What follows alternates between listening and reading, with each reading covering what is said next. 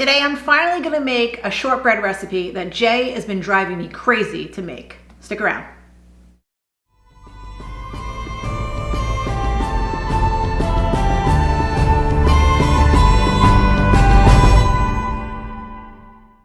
For those of you that don't know what a shortbread cookie is, it is a buttery, flaky, biscuit-like cookie.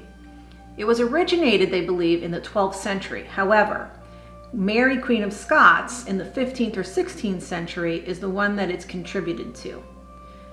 The type of biscuit that we make today has evolved over the years. It's a little different than it originally was. The original recipe actually used remnants of bread, and that's why it was called a shortbread. Shortbread cookie recipes varied from region to region, but there were three very distinct shapes that were used. The first one was called a finger, basically a long rectangle shape. Then there was the rounds, kind of like a cookie shape, like you would cut out. And then a petticoat. And petticoat was the one that the Queen Mary of Scots preferred. And that's what we're going to use today. I have this shortbread stone that has a very decorative imprint in here that we're going to put our dough in, and then we're going to bake, and it's going to create these petticoats, the little triangle shapes.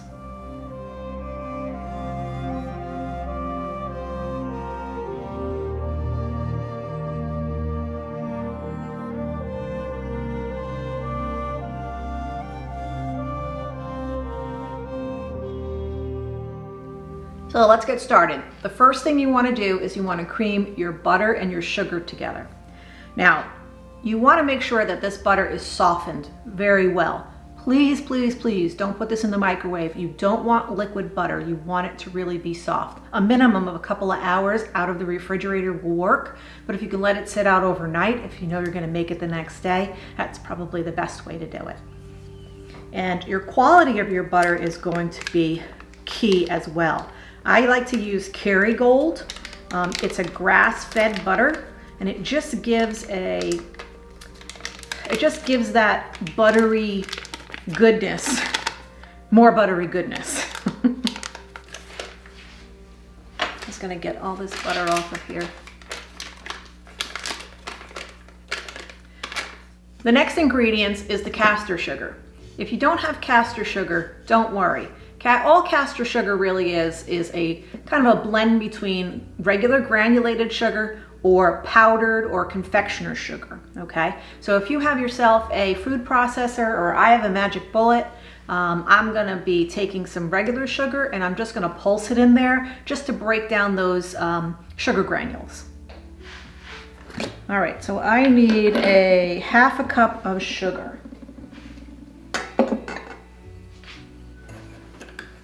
These are cute, aren't they? My husband got me these for Christmas a couple years ago.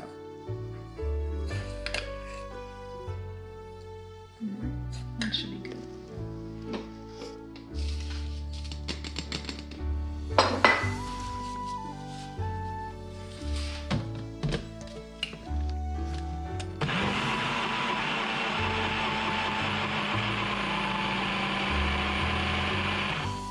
That's it. All right, so I have my sugar all ready, and it's not quite as thin as powdered sugar. You can still see some of the granules in there, but it's much looser.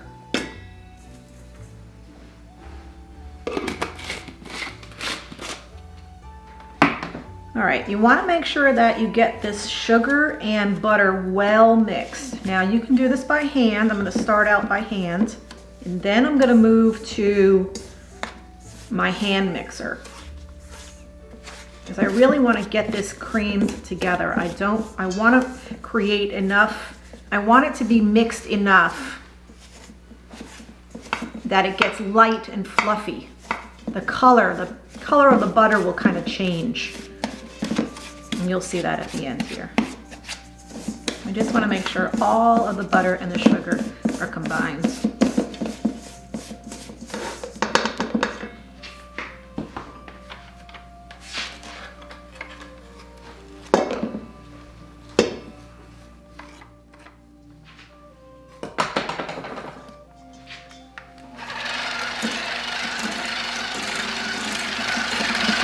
You don't want to do this on high because it's going to make a mess. Believe me, I've done it.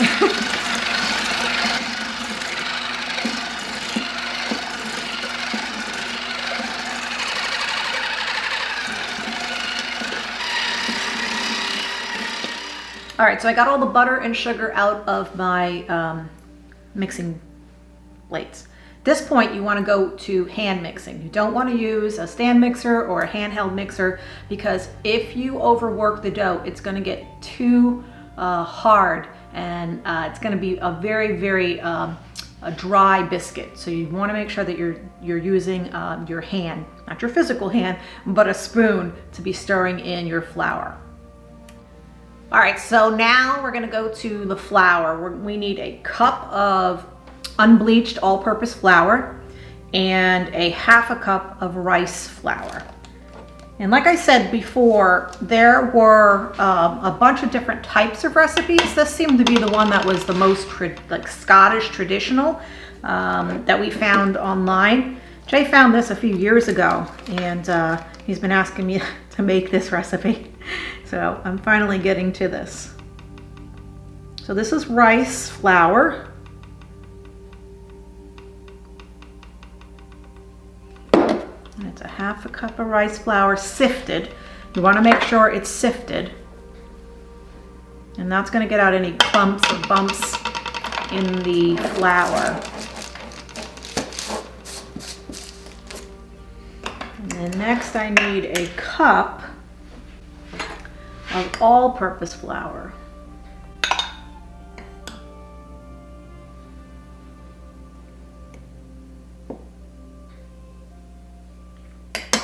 And again, we're gonna sift this. You can see there's some clumps in there.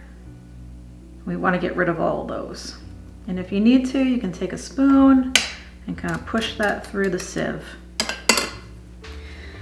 All right, now I'm gonna mix this with a spoon. And I wanna incorporate all of that flour into this butter. And that's another reason why this butter really needs to be softened. You don't wanna use cold butter. You would have a terrible time trying to get this to come together. It's gonna take a little while, but just keep working at it.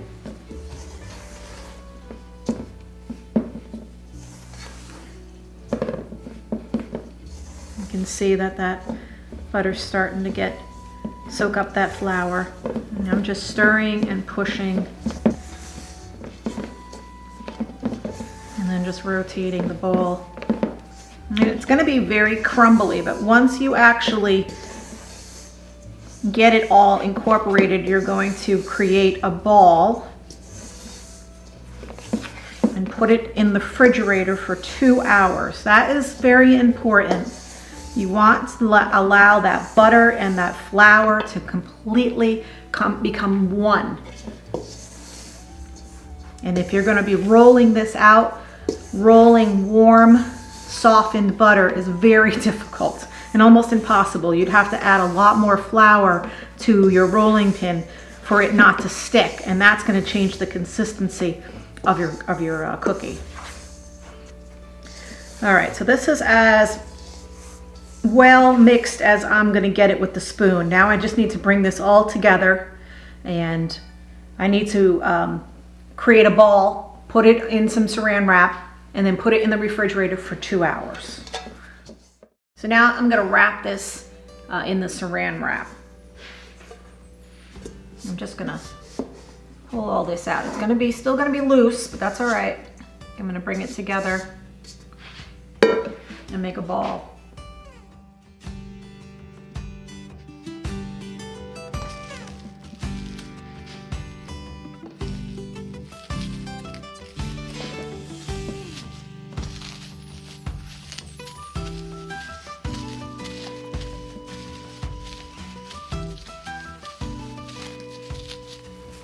Okay, put that in the refrigerator. So now we just have to wait 2 hours, let the dough chill, and then I'll come out and I'll roll it, I'll put it in our pan, and then we'll get it in the oven.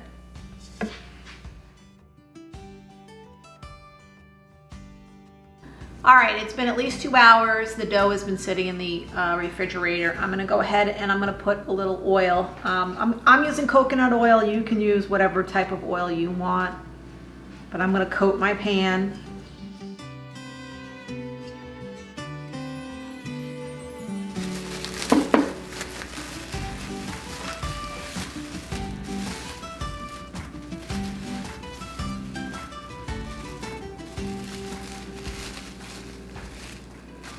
It's a little crumbly, that's okay. And you're just gonna press it into the mold. I'm just gonna use the plastic to help me. Just press it in the mold. Sometimes you gotta play with the ingredients to get it in, especially in these types of stones. They come in all different sizes, so you may have to add a little bit more to your, you may have to multiply your ingredients, or you subtract your ingredients just to get the right quantity in here.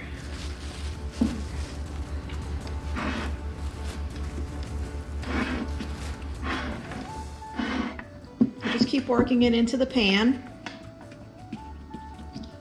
That's good.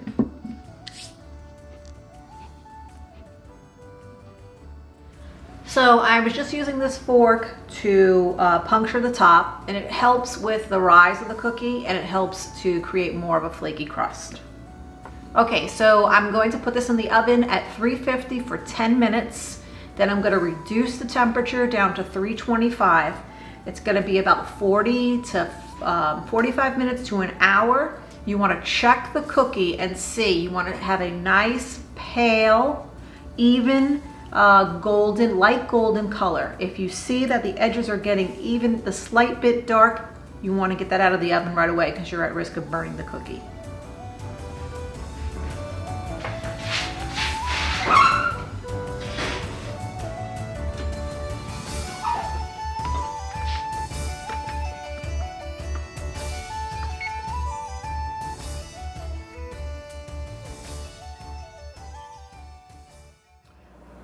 Okay, so we've just taken this out of the oven. We've let it cool down. It's a nice golden brown. It is a little bit dark around the edges. We probably should have taken it out for maybe 5 minutes earlier. We did cook it for 10 minutes at the 350, and then I set the timer for 30 minutes at 325. And this is the color that we got. You really want to keep an eye on your cookies when you have them in the oven, whether they're in a stone like this, or whether you're cooking them free cut like the finger ones, sorry, or the round ones. So you want to just watch the color. So I'm going to loosen up the edges, and one of my cats is going to come here and help me in a second. Stay down, buddy. I know they smell really good, don't they? He wants to help. And we're gonna hope that this just kind of comes out of the pan in one piece.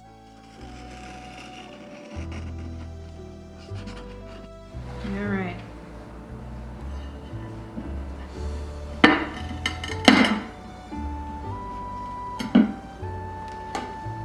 I heard it go clunk.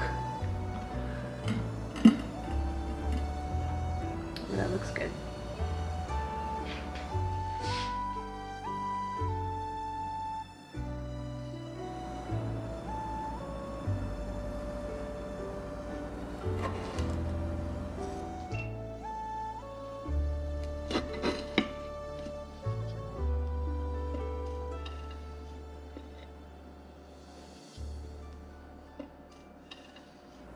So the inside looks really good, nice and golden.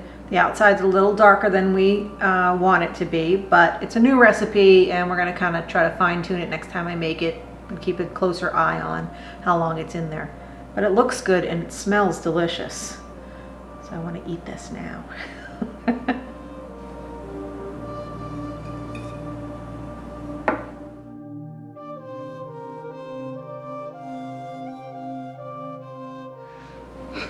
I guess I'll cut Jay a piece too.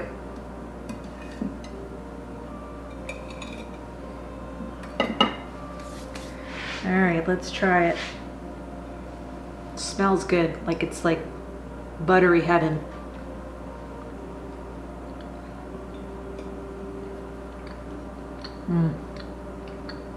Buttery heaven. Well, I hope you give this recipe a try. If you like things all buttery, this is the one for you. We'll leave the recipe in the description below. And keep an eye out for an upcoming video where I have to start my sourdough starter over again. Thanks, guys.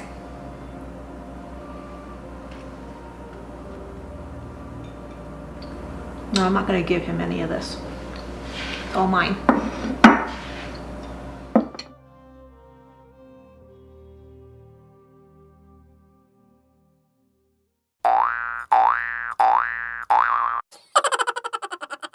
It's a flaky, a buttery, I'm gonna do that again. My voice went crazy. Okay. Jay has been driving me crazy. Back, they believe, in about the 12th century. Oh, sorry. Sorry. I'm gonna punch you in the nose. Interrupting me when I was doing it right. Sorry. Okay, let's do this again. 3 different cookie that people like. Let me do that again. Originated in the 16th century for the queen from. That's not what I wanted to say. Times just to break down those granulo. I can't say that word. Oop, that's not going to fit in there. Well, I hope you give this a try. Cat's playing over there.